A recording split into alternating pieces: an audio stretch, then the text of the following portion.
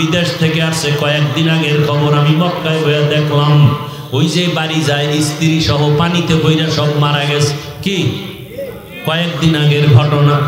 বিদেশ থেকে কত কিছু নিয়ে আসলো, কিন্তু রাস্তার মাঝে গিয়া নোয়াখালী বাড়ি, স্ত্রী চলে গেল, সন্তান চলে গেল, একা একা হাউমাউ করে কাঁদে আমার বিদেশ।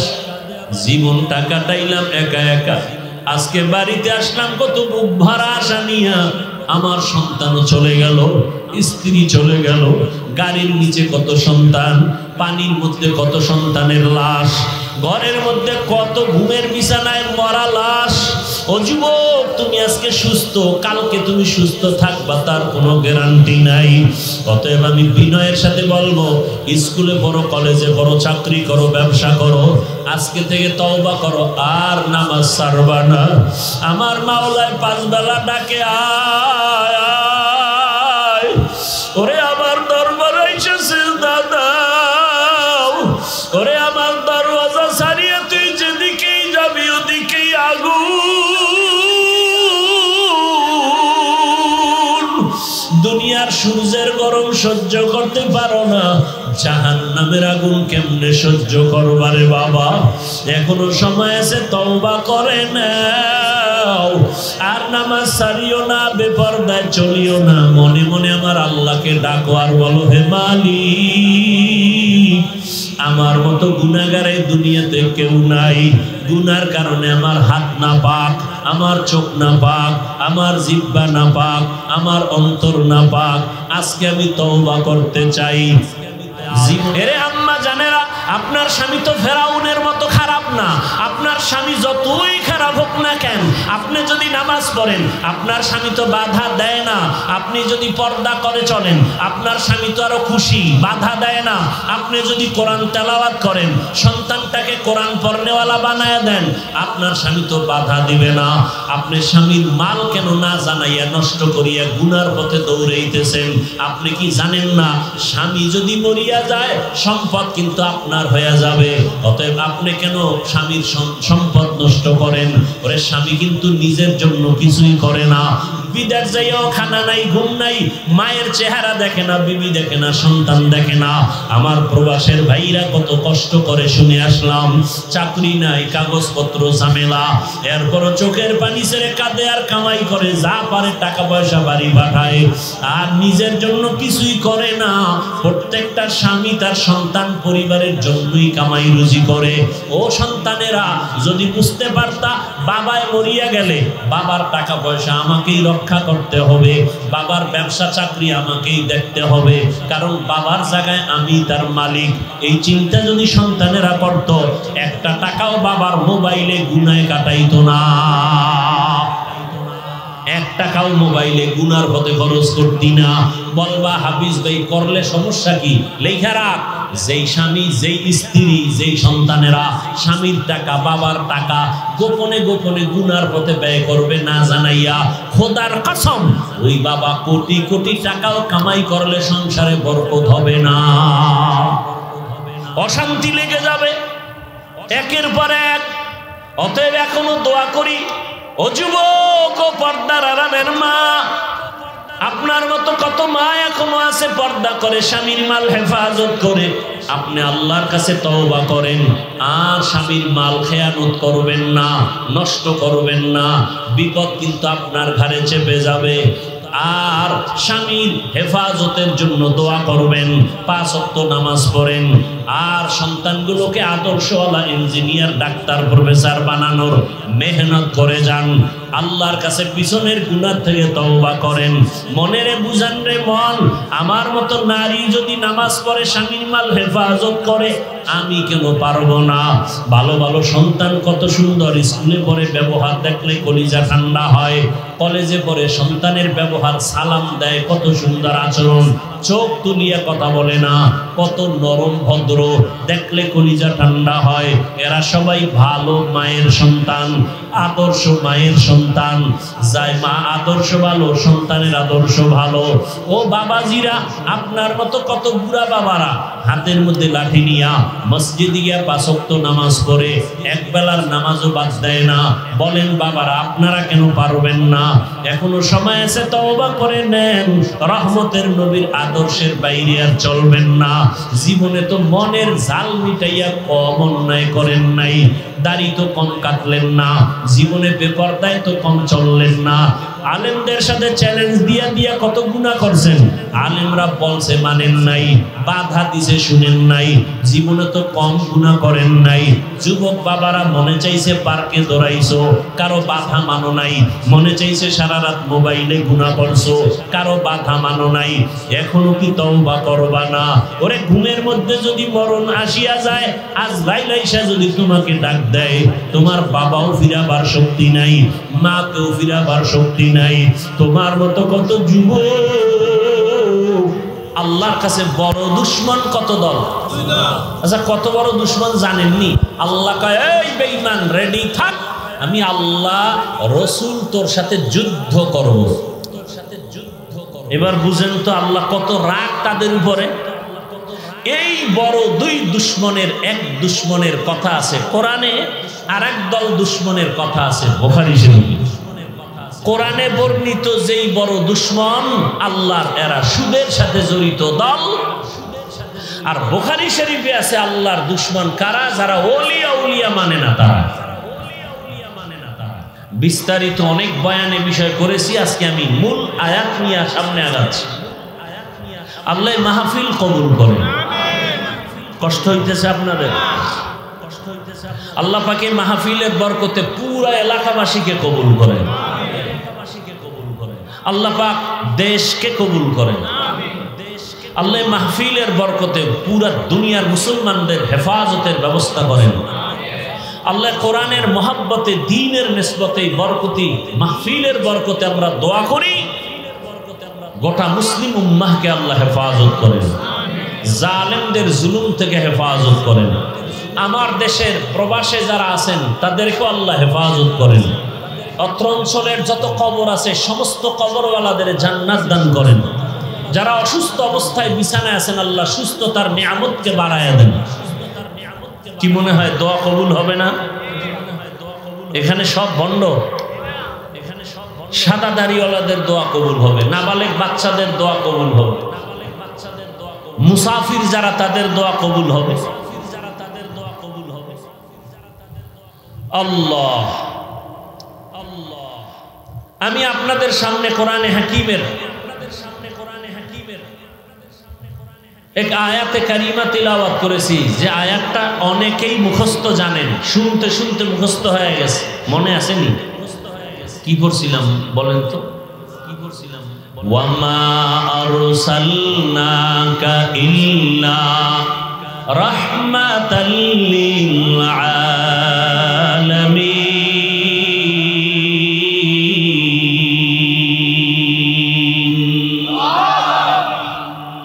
রসুলের শান আর মর্যাদার বয়ানের আয়াত শুনো। রসুলের শান কি জিনিস শুনা যা।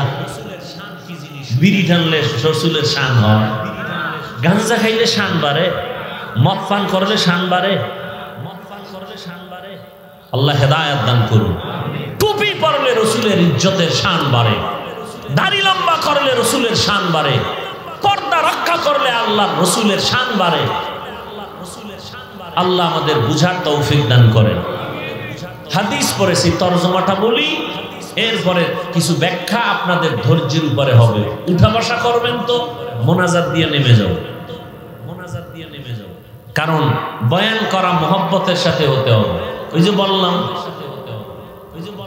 যদি আমি বয়ান করি আর আপনার মন থাকে মোবাইলের দিকে, তো বয়ান আর আপনার কলবে ঢুকবে না। কপাল খারাপ, আইয়াও কপাল খারাপ।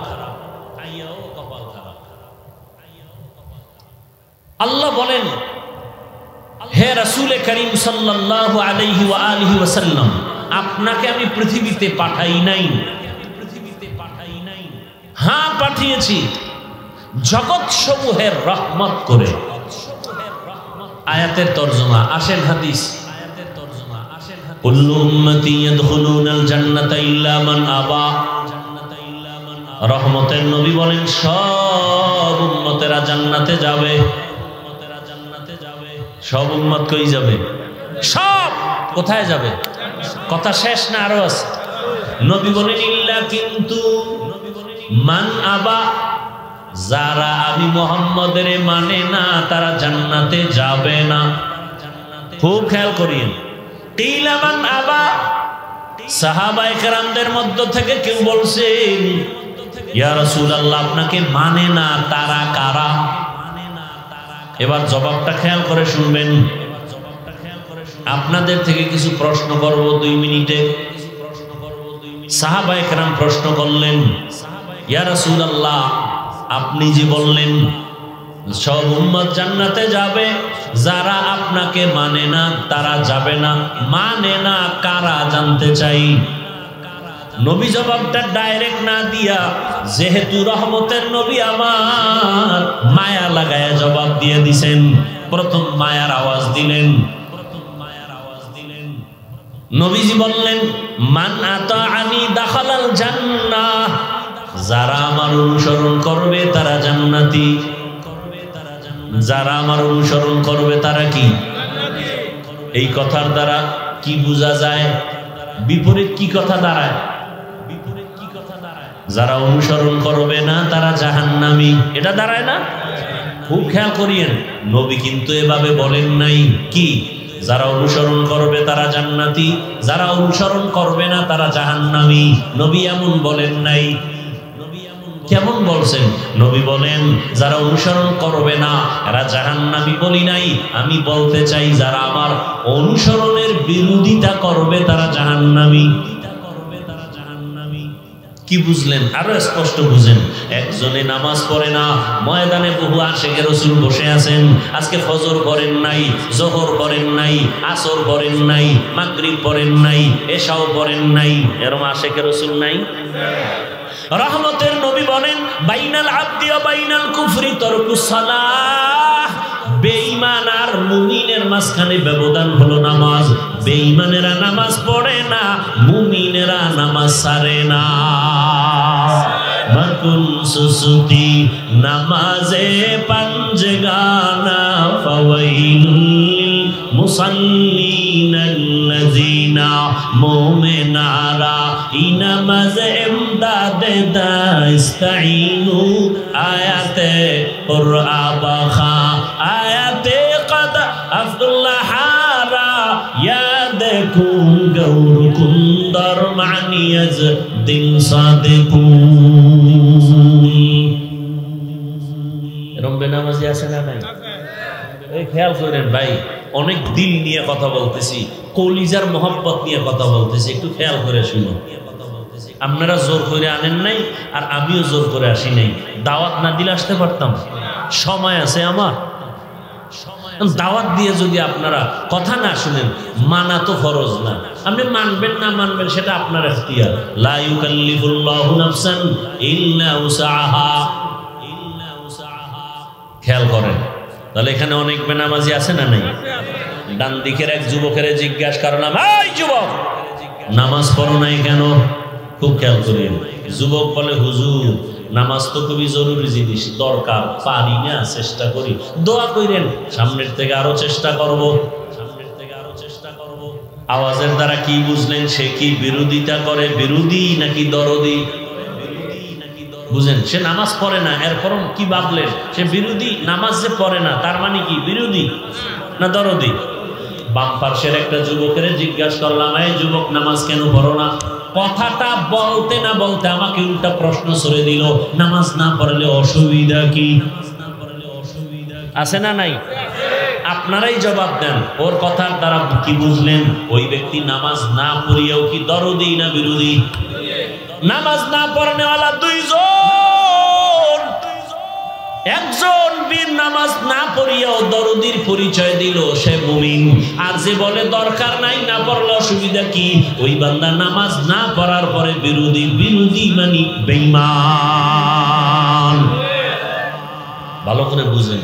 একজনে নামাজ পড়ে না, একজন নামাজ পছন্দ করে না। দুইজন সমান? যে নামাজ পড়ে না মুমিন, যে নামাজ পছন্দ করে না বেঈমান। যে দাড়ি রাখে না মুমিন, যে দাড়ি পছন্দ করে না বেঈমান। যে পর্দা করে না সে মুমিন, যে পর্দা পছন্দ করে না সে বেঈমান। যে কোরআনের রাজনীতি করে না মুমিন, কিন্তু ইসলামের রাজনীতি নাই যারা বলে তারা বেঈমান। বুঝেননি? কি বুঝেন? এটির নাম ওয়াজ। ভালো করে বুঝেন। আল্লাহ বুঝার তৌফিক দান করেন। দুজনেই দাড়ি রাখে না, একজন মুমিন আর একজন কি দরদি মুমিন, বিরোধী বেঈমান। মুরব্বীরা বুঝেননি? বুঝার চেষ্টা করিয়েন, বুঝার চেষ্টা করিয়েন। হাদিসের দ্বারা প্রমাণ হয়ে গেল কে নবী মানে কে নবী মানে না। ভালো করে বুঝেন, যে নবীর অনুসরণের দরদ অন্তরে রাখে সে মুমিন, সে নবী মানে। যে নবীর আদর্শ মানার আগ্রহটাও রাখে না, সে নবীর আদর্শ মাননেওয়ালা না, বরং বেঈমান। এরকম বেঈমান দুনিয়ায় নাই? নিজেও নামাজ পড়ে না, অন্যে নামাজ পড়ে ভালো লাগে না। নিজেও দাড়ি রাখে না, অন্যে দাড়ি রাখে পছন্দ করে না। নিজেও হালাল খায় না, অন্যে হালাল খায় পছন্দ করে না। নিজেও পর্দা করে না, অন্যে পর্দা করে তাও পছন্দ করে না। নিজেও দান করে না, অন্যে দান করে সইতে পারে না। আছে না নাই?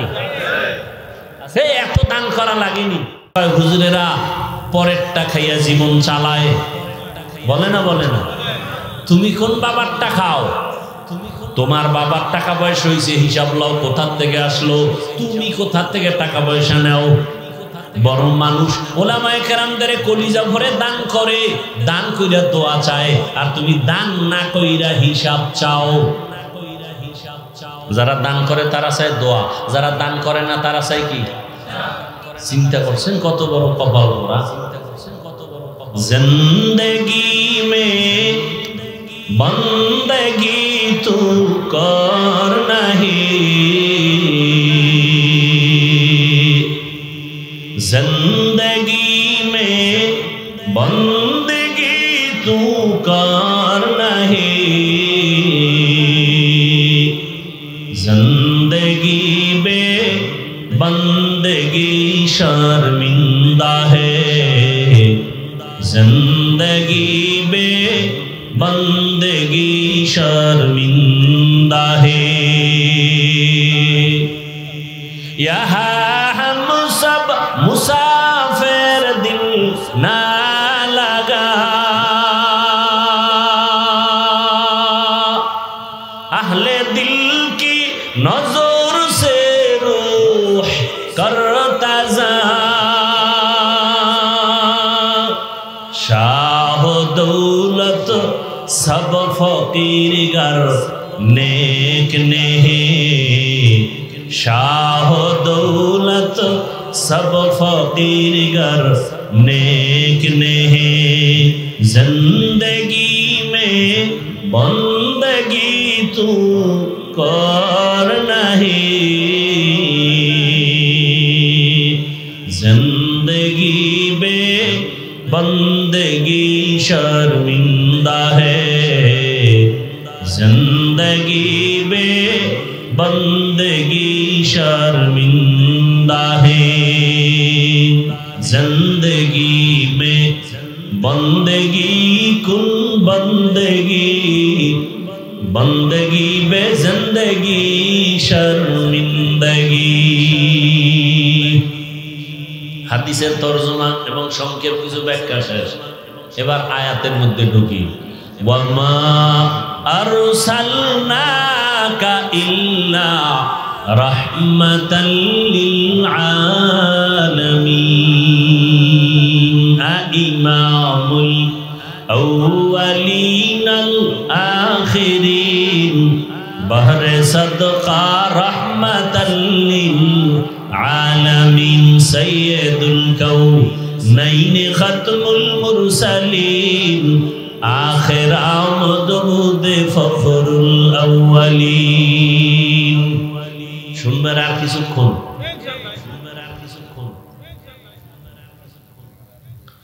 আয়াতের তরজমা বলে ফেলছি, আবার বলছি।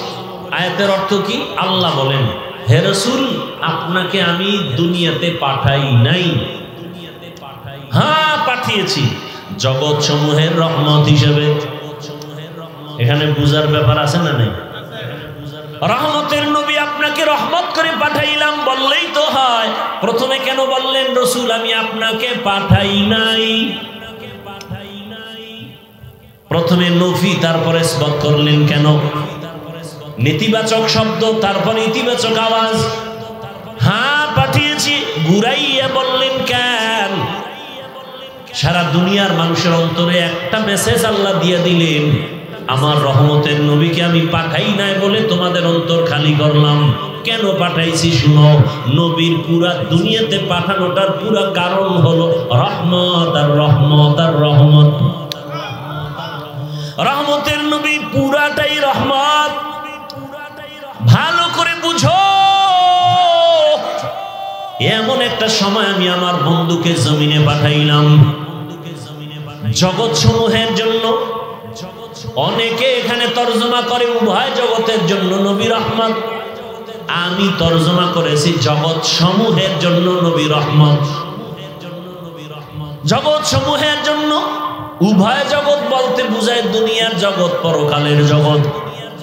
আসলে তো জগৎ আরো বেশি। রুহের একটা জগৎ আলাদা, মায়ের গর্ভের একটা জগৎ আলাদা, দুনিয়ার নামের জগৎ একটা আলাদা, মরার পরে হাসরের মাঠে উঠার আগে আলমে বারজাখ কবর জগৎ আলাদা, হাসরের মাঠের জগৎ আলাদা, জান্নাত আর জাহান্নামের ভেতরের জগৎ আবার আলাদা।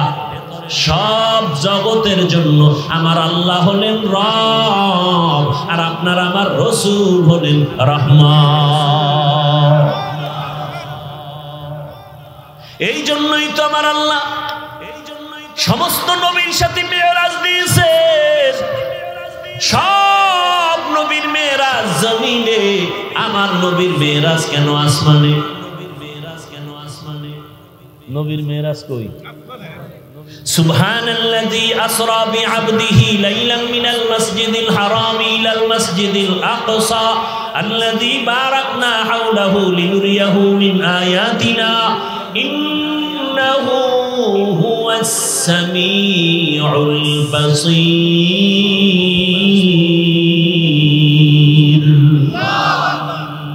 নবীর মেরাজ কোথায়? বুঝার ব্যাপার। হ্যাঁ, মুসা নবী আল্লাহর বন্ধু, ঈসা নবী আল্লাহর বন্ধু, ইব্রাহিম নবী আল্লাহর বন্ধু। সব নবী কার বন্ধু? আমার নবীও আল্লাহর বন্ধু, তবে ব্যবধান।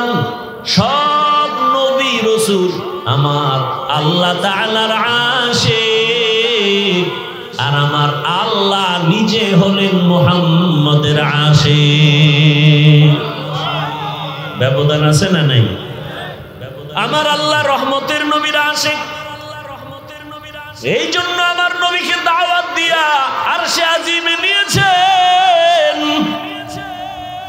তাও সময় বেশি কাটান নাই, রাতের সামান্য সময় নিয়ে আবার পৌঁছায় দিলেন। জান্নাতি বাহন বোরাক নিয়ে আসলেন। হোয়া হুকুম জিবরাইল কো यूं शेताब बोराक के जन्नत से कर इंतखाब सजा उसको ज़ेवर से तू ताबा पा फिर उसको तू काबा में ले करके जा। বোরাক দিয়ে রহমতের নবীর নিয়ে গেলেন। ঘুমের মধ্যে নবীকে সজাগ করা হলো। রহমতের নবীকে নিয়ে আল্লাহ পাক রহমতের নবীকে কয়েকটা হাদিয়া দিলেন। এর মধ্যে বড় হাদিয়া 5 বেলার নামাজ। কয় বেলা নামাজ ছিল? 50। সব কমাইয়া শেষ পর্যন্ত 5 ওয়াক্ত। নবীর মন খারাপ, উম্মতেরা সওয়াব থেকে বুঝি কম হয়ে গেল।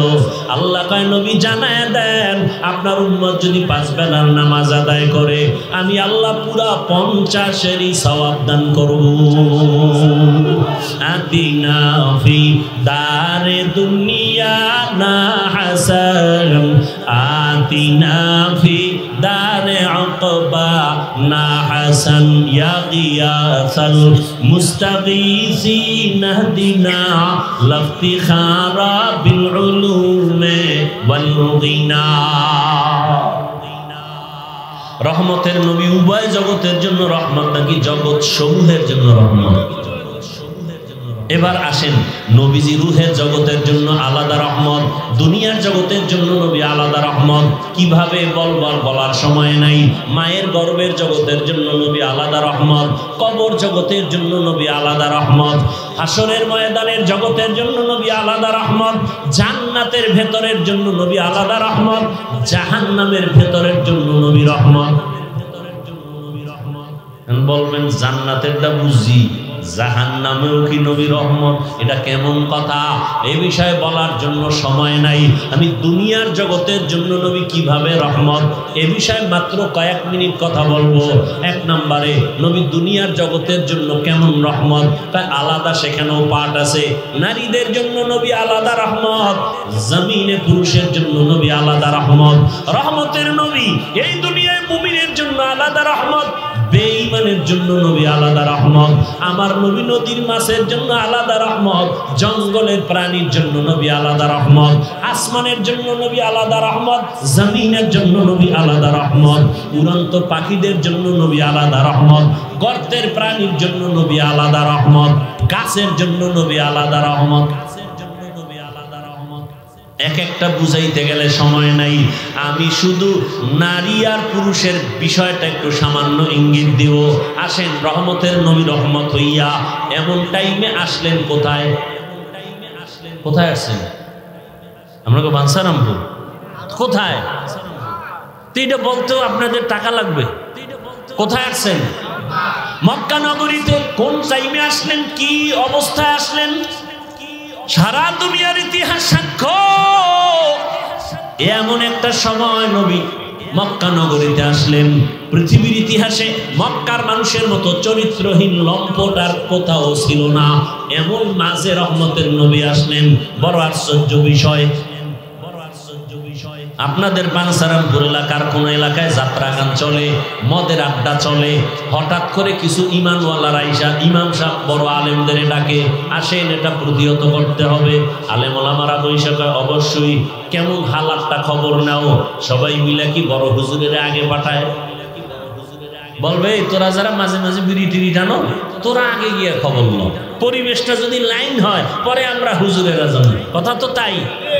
মক্কা নগরীর মানুষ এত চরিত্রহীন লম্পট, নারীদের পছন্দ করে না। কন্যা সন্তান হলে বাবা লজ্জায় সমাজের মুখ দেখায় না। কত বাবা নিজের আপন কন্যা সন্তানের জ্যান্ত মারিয়া ফেলাইছে। নারীরা সমাজের বোঝা, কন্যা সন্তান পছন্দ করে না, বিধবা নারী পছন্দ করে না। সমাজে সব উল্টা পাল্টা, বিবাহের কোনো ভালাই নাই, গুণা চলতেছে অহরহ গুণা। মানুষের এতটা চরিত্র খারাপ। বাইতুল্লাহর মতো ঘর, যেই ঘরের দিয়ে শুধু একটা নজর দিয়া দোয়া করলে সাথে সাথে কবুল। ঘুমাইতেছেন আপনারা? কেমন বাইতুল্লাহ, যেদিকে একটা নজর দিয়া তাকায় যা চাইবে সাথে সাথে কবুল।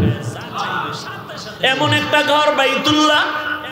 ইন্না আউয়ালা বাইতি উযিআ লিন-নাস লাল্লাযী বিবাক্কাতা মুবারাকাও ওয়া হুদাল লিল আলামিন।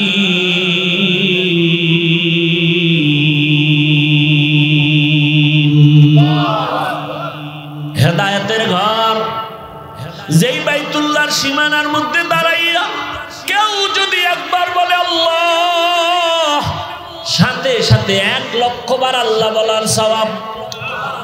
আরো আস্তে করে বলেন। আর বাইতুল্লাহর এরিয়া কত আপনারা জানেননি? ওই যে হাজী সাহেবরা তাওয়াফ করে না, এতটুকু। আপনারা দেখছেননি জেদ্দা থেকে বাইতুল্লাহর শহরে মক্কা ঢুকতে একটা রেহাল আছে রাস্তার মাঝে, রেহাল। এরকম এটা হলো বাইতুল্লাহর সীমানার শুরু। এই রেহালের ভেতর অংশে ঢুইকেই যদি বলে আল্লাহ, 1,00,000 বার আল্লাহ বলার সওয়াব। ওই এরিয়ার মধ্যে চারদিকে রকম সীমানা দেওয়া আছে। ওই এরিয়ার মধ্যে ঢুকিয়া যদি বলে কেউ সুবহানাল্লাহ, একবার বলার কারণে কত সওয়াব? 1,00,000 বার সওয়াব। কারণ আল্লাহ ঘরের কসম খেয়েছেন, ওয়াত্তিনি ওয়াজ্জাইতুন ওয়াতুরি সিনিন ওয়া হাযাল, নিরাপদ শহর মক্কা নগরীর কসম। হাজারো কোনো ব্যক্তি কাউরে মার্ডার কইরাও যদি বাইতুল্লাহর সীমানায় ঢুকে তার দিকে চোখ গরম করে তাকানো হারাম। কারণ নিরাপদ শহর, বাইর হইলরে ভর্তা বানায় ফেল, কিন্তু বাইতুল্লাহর এরিয়া থাকলে চোখ গরম করতে পারবি না, হারাম। এটা বাইতুল্লাহর সম্মানে। ওই বাইতুল্লাহ এত দামি, যেই বাইতুল্লাহর এরিয়ার ভিতরে কোনো বেঈমান ঢুকতে পারবে না, হারাম। যেই বাইতুল্লাহর এরিয়া একটা সেজদা দিলে 1 লক্ষ সেজদার সওয়াব। নবী বলেন যারা ওমরা হজ পালন করিয়া বিদায় হয়, গর্ভের সন্তান যেমন নিষ্পাপ দুনিয়াতে আগমন হয়, বাইতুল্লাহর সফর করনেওয়ালাও নিষ্পাপ গুনাহমুক্ত হইয়া বের হয়। এই বাইতুল্লাহর মতো জায়গায় এই মক্কার বেঈমানেরা ল্যাংটা হইয়া নারী আর পুরুষ একসাথে তাওয়াফ করে, পশু জবাই করে রক্তগুলো দেওয়ালে মাখে।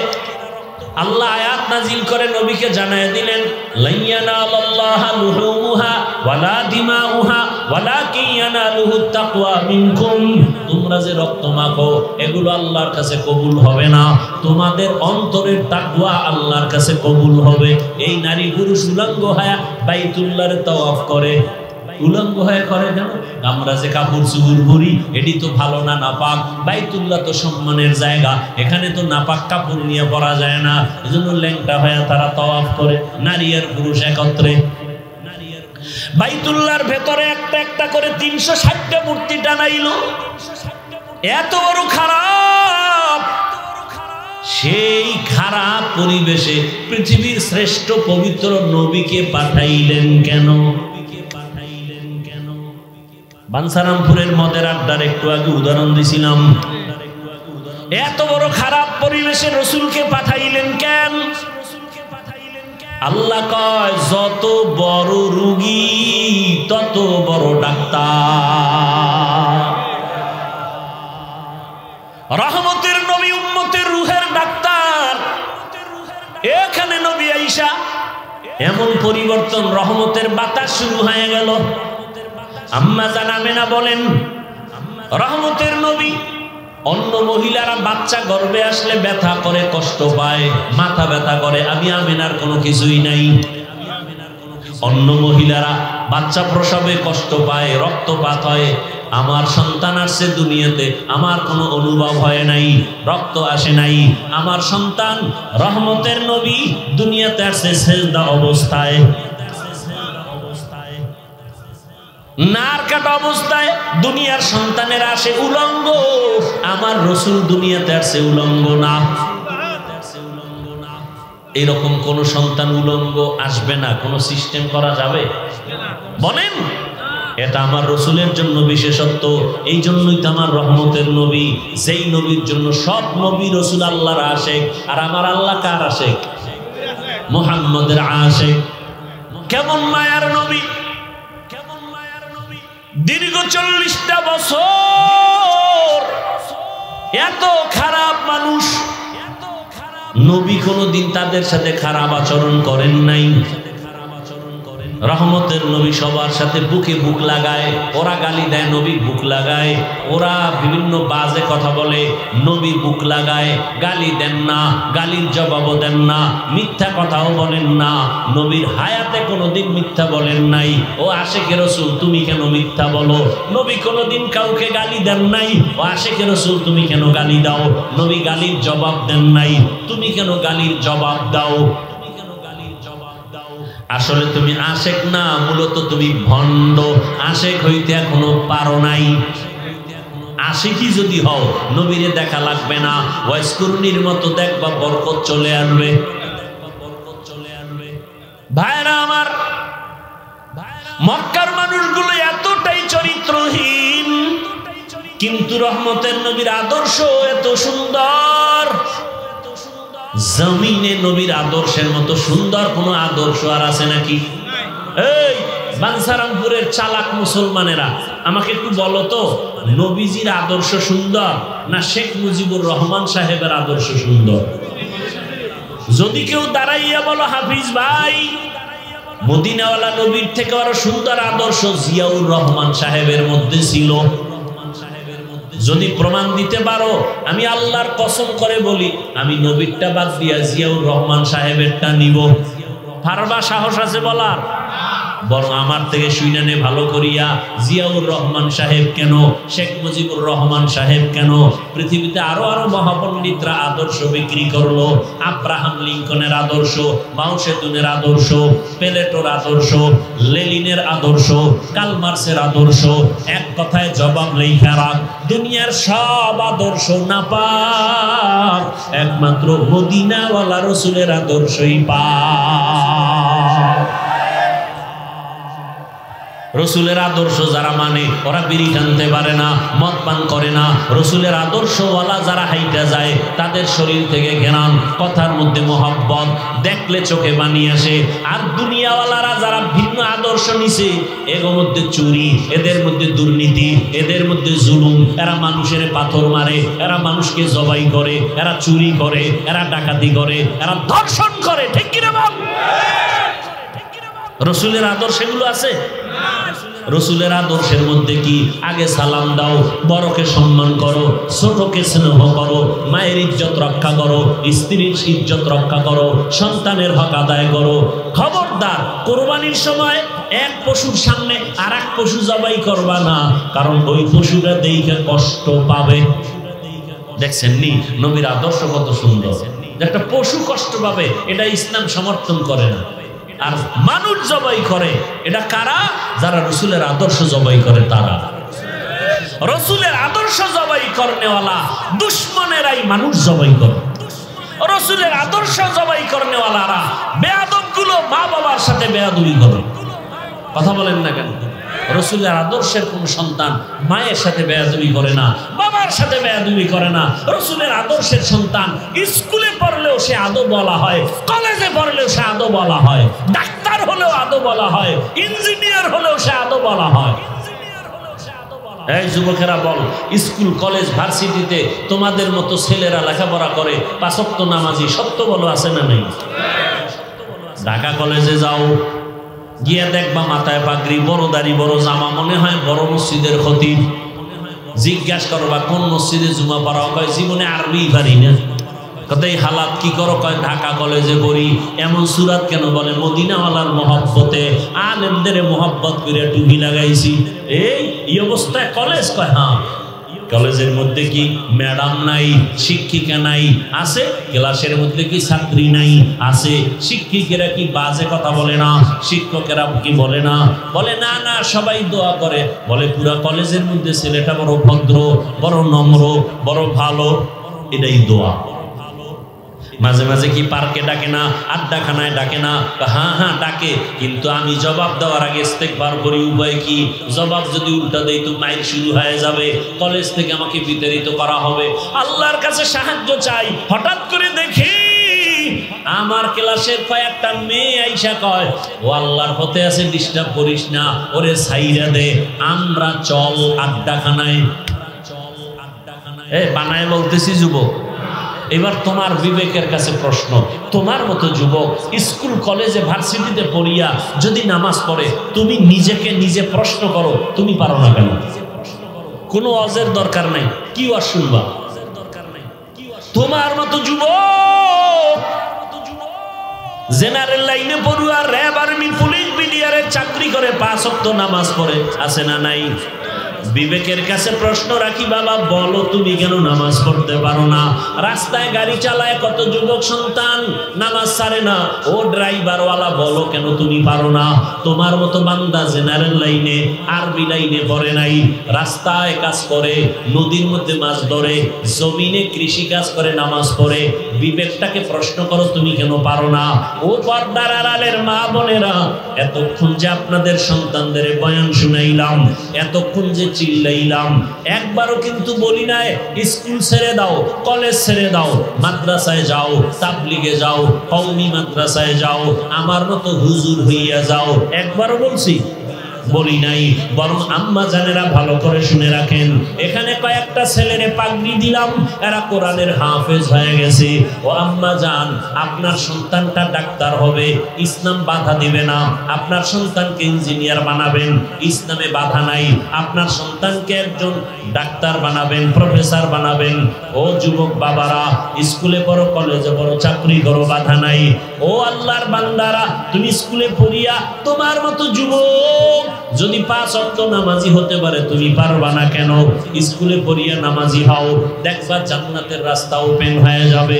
কলেজে পড়িয়া নামাজি হও, ডাক্তারি হও, পড়ো, কোনো সমস্যা নাই। নামাজ ছাড়িও না, নবীর আদর্শ মতো চলো, মা বাবার দোয়া নাও, শিক্ষকের দোয়া নাও, বেয়াদবি করবা না, ওলামায়ে কেরামের পরামর্শ নিয়ে চলবা, দেখবা দুনিয়াও শান্তি, পরকালেও শান্তি, সম্মানের কোনো অভাব হবে না। ও আমার মা বোনেরা, আপনার সন্তানটা আদর্শ ডাক্তার বানায় যান, দুনিয়াও কামিয়াব, আখিরাতেও সফলতা। আপনার সন্তান আদর্শ ইঞ্জিনিয়ার বানাবেন, প্রফেসর বানাবেন, দুনিয়াও সফল, আখিরাতেও সফল।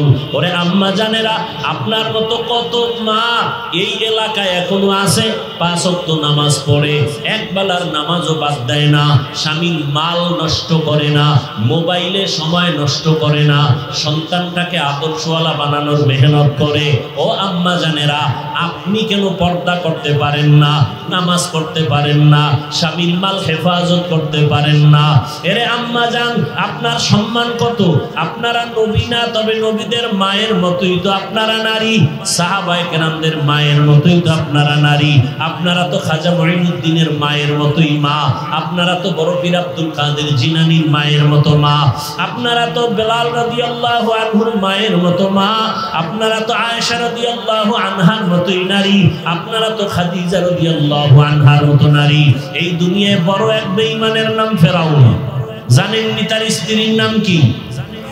ও এত বড় বেঈমান ফেরাউন, আবার তার ঘরে এত বড় জান্নাতি নারী বিবি আসিয়া। আম্মা জানেরা, জানেননি এত বড় বেঈমান ফেরাউনের ঘরে আসিয়া কত আল্লাহ ওয়ালা জানেন? রহমতের নবী বলেন, কিয়ামতের ময়দানে জান্নাতে আসিয়ার সাথে মুহাম্মদের সাথে বিবাহ হবে। তাহলে যত বড় বেঈমান তার ঘরে থাকিয়া আসিয়ার মতো বান্দি যদি আমার রসুলের সুসংবাদ পায়, আল্লাহর কাছে এত সম্মান হয়। আসিয়ার নামে কোরআনে আয়াত আছে, আসিয়া আল্লাহর কাছে চাইছে, জান্নাতে তোমার পাশে একটা ঘর বানাও। আল্লাহ ঘর বানায় সাথে সাথে আসিয়াকে দেখাই দিছেন মরার আগে আগে। আসিয়া দেখ তাকাইয়া, ওই জান্নাত দেখা যায়, আর সে আজিমে জান্নাতে মালিকের পাশে তোর জন্য ঘর বানা। খাঁটি তওবার নিয়ত যাদের আছে, দুটো হাত আমার আল্লাহকে দেখাইয়া দাও। আয় আল্লাহ, হাতগুলো কবুল করে নেন, তওবা কবুল করে নেন, তওবার উপরে মজবুত হইয়া চলার মতো তৌফিক দান করেন, আমিন। আলহামদুলিল্লাহি রাব্বিল আলামিন, ওয়াসসালাতু ওয়াসসালামু আলা সাইয়্যিদিল আমবিয়াই ওয়াল মুরসালিন ওয়া আলা আলিহি ওয়া আসহাবিহি আজমাইন। ইয়া আরহামার রাহিমিন, ইয়া আরহামার রাহিমিন, ইয়া আরহামার রাহিমিন। রব্বিরহামহুমা কামা রব্বায়ানি সগীরা। اللهم إنك عفو كريم تحب العفو فاعف عنا. اللهم إنا نسألك رضاك والجنة ونعوذ بك من سخطك والنار. اللهم ارحمني بترك المعاصي. اللهم ارحمني بترك المعاصي. اللهم ارحمني بترك المعاصي. يا رب اغفر لي، يا رب اغفر لي، يا رب اغفر لي. يا الله المستعان. يا حي يا حليم يا عزيز يا كريم، بحق إياك نعبد وإياك نستعين. اللهم إنا نسألك بأن لك الحمد لا إله إلا ইল্লা আনতাল মান্নান ইয়া বাদিআস সামাওয়াতি ওয়াল আরদ ইয়া যাল জালালি ওয়াল ইকরাম ইয়া হাইয়্যু ইয়া কাইয়্যুম আল্লাহুম্মা ইন্না নাসআলুকা ইলমান নাফিআ ওয়া রিজকান ওয়াসিআ ওয়া শিফাআন মিন কুল্লি দা اللهم إنا نعوذ بك من البرص والجنون والجذام وسيء الأسقام رب خدايار মালিক রব্বুল আলামিন গভীর রাতে আমরা গুনার বোঝা নিয়ে আপনার কুদরতি দরওয়াজায় হাজির হয়েছি দুনিয়ার কারো দরওয়াজায় যাই না আপনার দরওয়াজায় আসছি কারণ জানি দুনিয়াওয়ালারা চাইলে কষ্ট পায় আর আপনার নবী বলছেন আপনি জানাইছেন আপনার কাছে না চাইলে আপনি রাগ করে ও আল্লাহ গুনাহ করিয়া জীবনটারে নষ্ট করে ফেলেছি গুনাহের কারণে আমার অন্তর নাপাক আমার চোখ নাপাক আমার জিহ্বা নাপাক ও আল্লাহ আপনার রহমতের দরজায় আসি